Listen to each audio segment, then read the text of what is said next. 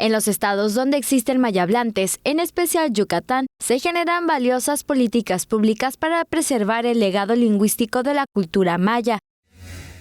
La lengua maya, aparte de la vitalidad, del prestigio, de la reivindicación muy fuerte que existe entre los hablantes, pues hay este marco de reconocimiento de que la lengua maya es un patrimonio, tiene carácter obligatorio en la educación básica, y yo creo que esos son dos pasos importantes que nos permiten augurar un futuro donde la lengua pueda desarrollarse. El contacto entre la diversidad de lenguas enriquece y potencializa los saberes y las habilidades sociales de comunicación.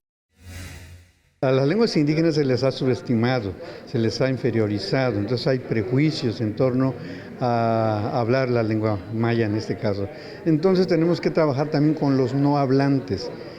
Creo que debe haber una reflexión en torno incluso al español que se habla acá, que tiene una influencia impresionante del maya. Entonces, ¿cómo eso ha enriquecido al español? Para el director del Instituto Nacional de Lenguas Indígenas, Juan Gregorio Regino, las lenguas indígenas son el eje rector de la reivindicación de las luchas de los pueblos indígenas, por lo que deben realizarse estrategias para revalorizarlas.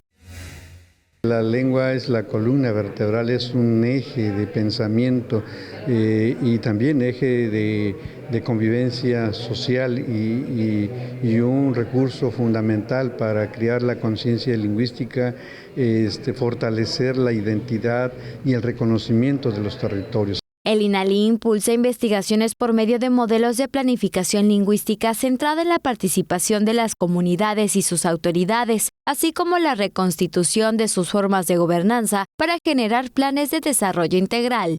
Con imágenes de Jorge Quime, Mayra Vences, Tele Yucatán te informa.